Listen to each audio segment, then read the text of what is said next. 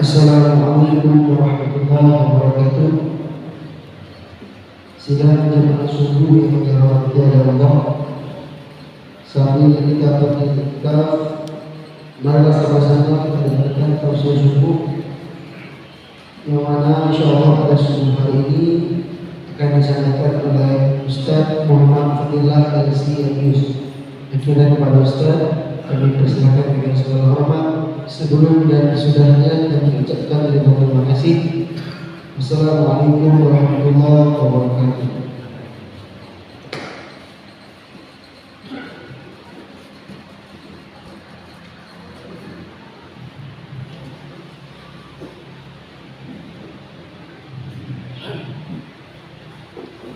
Bismillahirrahmanirrahim. Assalamualaikum warahmatullahi wabarakatuh. Alhamdulillah wa kafa wassalatu wassalamu ala nabiyil mustafa wa ala alihi wa sahbihi ahli wafah. Hadirin sidang jemaah salat subuh yang dimuliakan oleh Allah Subhanahu wa taala. Mari sama-sama kita senantiasa bersyukur kepada Allah Subhanahu wa taala atas segala limpahan rahmat dan karunia-Nya, sehingga sampai dengan hari yang berbahagia ini kita semua masih diberikan kesehatan serta kesempatan untuk menunaikan ibadah puasa di bulan Ramadan dan juga menjalankan segala perintahkan oleh Allah Subhanahu wa taala serta meninggalkan segala yang dilarang. Mudah-mudahan dengan limpahan rahmat dan karunia daripada Allah Subhanahu wa taala menjadikan kita hamba-hamba yang bertakwa. Amin ya rabbal alamin. Salawat dan salam sama-sama kita sambung-sambungkan kehadiran Nabi besar Muhammad sallallahu alaihi wasallam, sosok yang paling mulia yang patut kita teladani dalam setiap aspek kehidupan kita, serta wajib untuk kita ikuti, kita cintai, sehingga kita semua akan berkumpul dengan baginda Rasulullah SAW kelak dalam syurga Allah. Amin ya rabbal alamin. Hadirin sidang jamaah salat subuh yang dimuliakan oleh Allah Subhanahu wa taala. Imam Asy-Syafi'i menceritakan kepada kita suatu pemandangan, suatu observasi beliau ketika beliau berkumpul dengan kelompok ataupun jamaah sufi. Jadi tatkala Imam Asy-Syafi'i duduk bareng bersama kelompok sufi, tidak ada satupun yang beliau dapatkan daripada kelompok tersebut kecuali dua perkara saja. Jadi setelah diobservasi dan dipantau oleh Imam Asy-Syafi'i tidak banyak yang beliau dapatkan daripada kelompok sufi ini kecuali hanya dua perkara. Perkara pertama yang disampaikan oleh Imam Asy-Syafi'i, al-waqtu sayf, fa in lam taqfa'hu qafa'a. Perkara kedua, wa nafsuka in syaghalatha ishghilha bil haqq wa illa syaghalatha bil batil. Yang pertama, Asy-Syafi'i mengatakan bahwasanya waktu itu bagaikan pedang, laksana pedang, tajam sekali pedang. Sekiranya pedang tersebut menebas kita, maka kita akan binasa. Kita akan mati dan tak akan bisa menikmati kehidupan yang diberikan oleh Allah Subhanahu wa taala lagi. Karena begitu tajamnya pedang tersebut. Ini adalah sebuah perumpamaan yang disampaikan oleh Imam Asy-Syafi'i bahwasanya waktu ini begitu cepat berlalu. Tanpa kita duga-duga, tanpa kita sadari negeri yang dimuliakan oleh Allah Subhanahu wa taala. Hari ini kita sudah berada di kuasa yang ke-13. Nada itu Hana itu kuasa dari pulau kedua tapi berada tapi kedua. Apa yang itu? Tapi kehendaknya kadang kau menyatakan perjuangan perjalanan daripada masjidnya hadirin yang dimuliakan oleh Allah Subhanahu wa taala. Alhamdulillah berumur termasuk sering bertumayang ke masjidnya. Sejak masjidnya mandang dalam bentuk bangunan yang lama.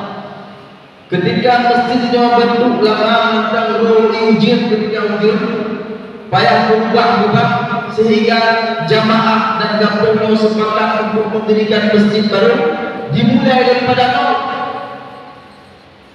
Pokok masjid, hancurkan seluruh bangunan, rata dengan tanah. Tidak ada satu pun yang tertinggal kecuali danau. Nah, danau hati kita, karena danau kedua dulu. Ulama berkata hadirin yang dimuliakan oleh Allah Subhanahu wa taala, kedua masjid yang sangat megah, yang sangat mewah dan sangat nyaman untuk berbayar. Barangkan keramik berbeda, ya Pak Imam, tidak ada. Jika ada mana, ubir ya, kebayang-bayang. Artinya hadirin yang dimuliakan oleh Allah Subhanahu wa taala, begitu cepatnya perjalanan waktu. Kalau tidak kita manfaatkan waktu tersebut, kita penuhi waktu tersebut dengan kebaikan-kebaikan, maka waktu ini akan menghilangkan kita, membinasakan kita, membawa kita kepada kehancuran.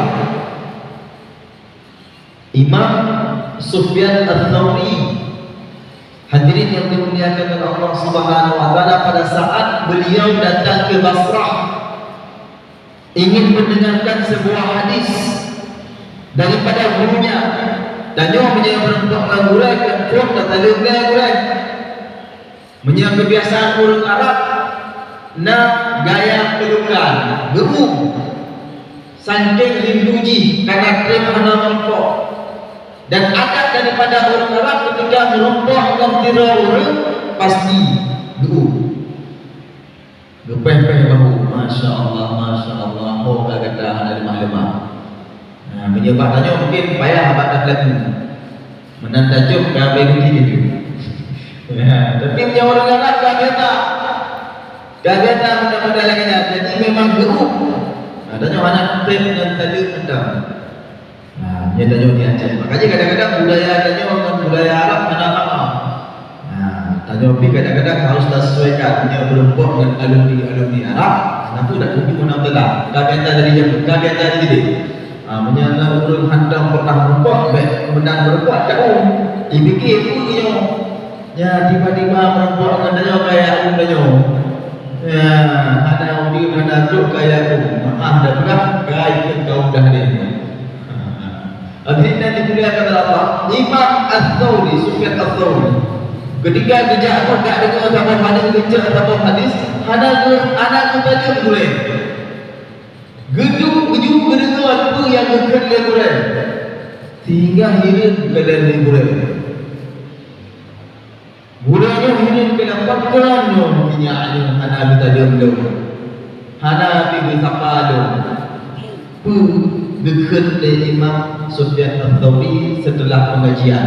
Tanya dia boleh wahai murid-murid, bahkan datang anak kita dulu, bahkan datang anak berperang laju dari apa pengajian tu. Dekat dari Imam Sufyan Ats-Tsauri lun takut menyelun talang gureng untuk takut-takut Allah mencabut nyawa gureng, kemudian lun hendak berbuat dengan hadis daripada gureng. Maknanya hati yang dimuliakan oleh Allah Subhanahu wa taala, bacun umatnya benar-benar memanfaatkan. Khawatir akan dicabutnya nyawa seorang guru, maka tidak diganggu, tidak disalami gurunya, tapi langsung duduk dengarkan hadis yang disampaikan oleh guru. Begitu antusiasnya ingin mendapatkan ilmu, hadirin yang dimuliakan oleh Allah Subhanahu wa taala. Khawatir beliau sekiranya nanti bertele-tele di udat basa-basi han merupakan ilmu daripada guru tersebut. Maka hadirin yang dimuliakan oleh Allah Subhanahu wa taala, menancilkannya ketika Allah memberi kesempatan, memberi nikmat oleh Allah Subhanahu wa taala untuk dakwah Baktur daripada 27 Hijriah nyobek dah sia-siakan. Belum nyok perang dunia telah dimulai. Irak, Israel, Amerika telah dimulai. Kadang dua orang maju ke tempat bak laut itu perang dunia. Hak tanda kamu dunia terjadi berbagai macam. Terbukti bak lagi tamannya kayak ini yum minyak kabin ini yang baru akan double sekian sekali yang berpenelan insyaAllah pada nama, tapi yang pertama berbu kabin ini kan yang baru. Hadirin yang dimuliakan Allah Subhanahu wa taala, di Eropa kejadian perang ini saja mengakibatkan naik minyak 25%. Tapi tidak takut.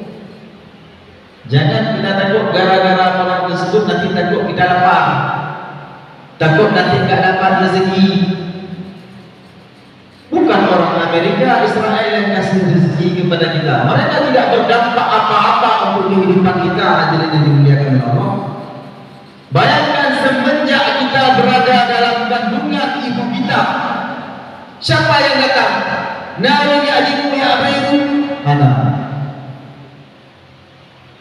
Ketika kita berada dalam perut ibu kita 1 hari sampai dengan 9 bulan, gak ada satu pun manusia datang mengunjungi kita, menyuapi kita, memberikan kita makan. Gak ada. Allah yang jamin rezeki anak tersebut sampai dengan dia lahir. Maka mereka takut dengan perannya gatin, mereka takut dengan perannya di yung barang, mereka takut karena Allah yang mandang diberi rezeki kepadanya, yang senantiasa diberi rezeki kepadanya. Nyo harus kuat iman, hadirin yang dimuliakan oleh Allah. Dengan kejadiannya bukan berarti tanya kemudian tak kem-kem, tidak. Maka kejadiannya adalah senantiasa mengingatkan kita untuk dekat lagi kepada Allah Subhanahu wa taala. Dan alhamdulillah diberikan kesempatan oleh Allah Subhanahu wa taala di bulan Ramadan di mana para jin dan syaitan dibelenggu.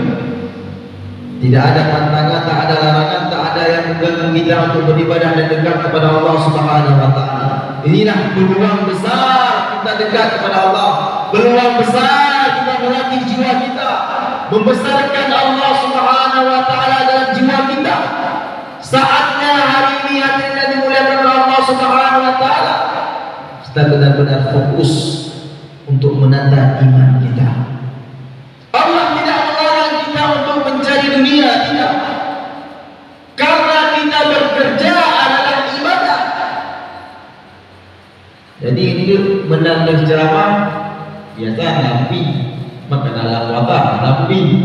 Nah, menambah ceramah, dakwah jihad, dakwah jihad, hana dada kamu duduk, kada mana, kada yang kandung. Itu ibadah. Kita ke kantor adalah sebuah ibadah. yang Allah perintahkan kepada kita untuk mencari rezeki di permukaan bumi ini, untuk kita menafkahi keluarga kita, untuk kita nafkahi anak-anak kita di rumah, adalah ibadah. Maka hadirin dimuliakan oleh Allah Subhanahu wa taala, Allah tidak melarang kita untuk bekerja, tapi jangan pernah lupakan kewajiban yang Allah perintahkan kepada kita. Jangan pernah kita lalaikan dan jangan pernah kita abaikan setiap kewajiban yang Allah perintahkan kepada kita. Tinggalkan semua yang dilarang oleh Allah. Enggak miskin kita, enggak akan bangkrut kita, enggak akan susah kita, hadirin dimuliakan oleh Allah Subhanahu wa taala, kalau kita meninggalkan yang dilarang oleh Allah, meninggalkan mencuri uang orang, meninggalkan korupsi, meninggalkan kebohongan. Tak akan miskin kita, hadirin yang dimuliakan oleh Allah Subhanahu wa taala. Hadirin yang dimuliakan oleh Allah Subhanahu wa taala, maka ketika Imam Asy-Syafi'i mengatakan al-waqtu kas-sayf, waktu itu bagaikan pedang, laksana pedang yang akan menebas dirimu. Fa in lam taqta'hu qata', kalau kamu tidak mampu menebasnya maka dia akan menebas dirimu. Kalau kamu tidak mampu mengatur waktu tersebut, maka dia yang akan mengatur dirimu kepada keburukan-keburukan. Wa nafsuka, dan nafsu, apabila tidak kamu penuhi dengan kebaikan-kebaikan dan kebenaran dan kejujuran, maka nafsu ini akan dipenuhi dengan kebohongan. Nafsu ini akan dipenuhi dengan kebodohan.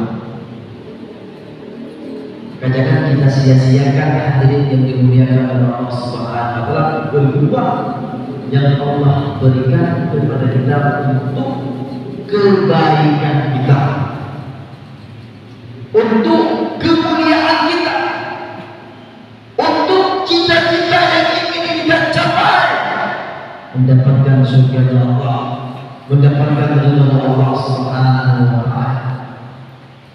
Maka tidak ada yang paling disesalkan oleh Abdullah ibn Mas'ud, hadirin yang dimuliakan oleh Allah Subhanahu wa taala, melainkan ketika terbenamnya matahari, umurnya berkurang, amalnya tidak bertambah.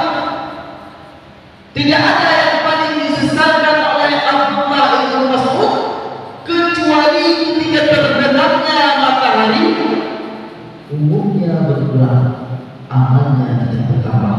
Ini yang paling disesalkan oleh Abdullah ibn Mas'ud.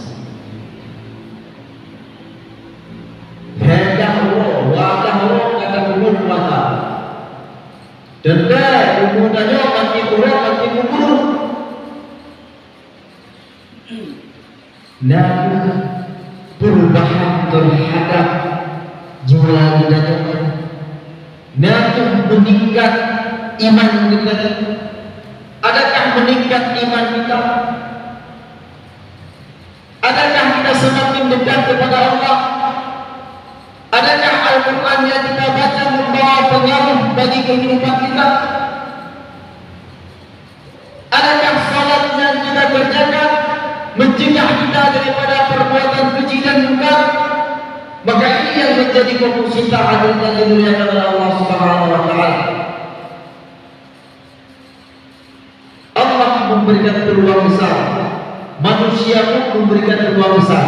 Kita masuk kantor biasanya jam 7.30, selama puasa 8 atau 20. Jadilah wow, walaupun kata kibang gantung, gantung yang melakukan walaupun dimang kadinya berdewan. Artinya manusia pun hari ini, bos kita sekalipun hari ini masih memberikan kesempatan kepada kita untuk beribadah, untuk berkumpul dengan keluarga, dengan sanak saudara, memperkuat tali silaturahmi. Inilah hadirin yang dimuliakan oleh Allah Subhanahu wa taala. Menjadi fokus kita adalah bagaimana hari ini kita menata waktu-waktu kita ini menjadi waktu yang positif, waktu yang bermanfaat.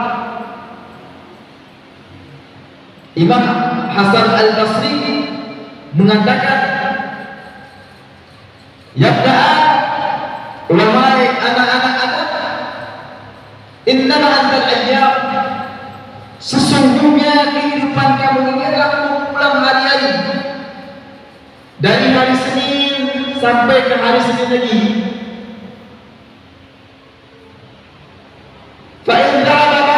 Ketika hilang sebagian waktumu, maka hilanglah sebagian waktumu." Jadi kalau misalkan datang hari tersebut, innama antal ayyam, kamu ini adalah kumpulan daripada hari-hari. Jadi kehidupan kita ini dari hari Senin sampai hari Senin, atau kehidupan kita ini 24 jam, 24 jam, 24 jam. Maka semakin waktunya berjalan, semakin harinya terus berputar, maka berputarlah dan hilanglah hari-hari kita hidup di dunia ini. Maka kalau tidak kita manfaatkan hari-hari kehidupan kita ini dengan hal-hal yang positif, dengan hal-hal yang membawa kepada kebaikan kita, maka rugilah kita hadirin yang dimuliakan Allah Subhanahu wa Ta'ala. Hari ini kita berada di pertengahan Ramadan. Tidak lama lagi kita akan memasuki 10 hari terakhir Ramadan. Maka jadilah orang-orang yang berbahagia ketika datangnya bulan Ramadan. Jangan jadi seperti orang-orang yang musiman saja. Artinya orang-orang yang ketika datang Ramadan, mereka hanya berbahagia, hanya senang pada hari-hari pertama Ramadan. Bisa kita buktikan hadirin yang dimuliakan Allah, hari-hari pertama Ramadan semua masjid penuh, gak ada saf yang kosong. Semakin hari semakin maju ke depan, menunjukkan apa? Bahwasanya Ramadan ini masih menjadi musiman, masih menjadi Ramadan musiman bagi kita, bukan Ramadan orang-orang yang bersukacita dan berbahagia dengan masuknya bulan Ramadan ini. Hadirin yang dimuliakan Allah Subhanahu wa Ta'ala, pada kesempatan ini kami mengajak diri kami sendiri di hati yang dimuliakan Allah Subhanahu wa Ta'ala untuk senantiasa kita bermuhasabah, memperbaiki diri kita agar diri kita ini senantiasa dilindungi oleh Allah Subhanahu wa Ta'ala dari segala nafsu-nafsu yang jahat. Semoga Allah menuntun kita, membimbing kita, dan membawa kita senantiasa pada ketaatannya. Amin ya rabbal alamin. Mudah-mudahan apa yang kami sampaikan ini menjadi pengingat bagi kami sendiri dan juga hadirin yang dimuliakan oleh Allah Subhanahu wa Ta'ala. Terima kasih atas segala perhatian. Mohon maaf atas segala kekurangan. Wabillahi taufiq wal hidayah. Wassalamualaikum warahmatullahi wabarakatuh.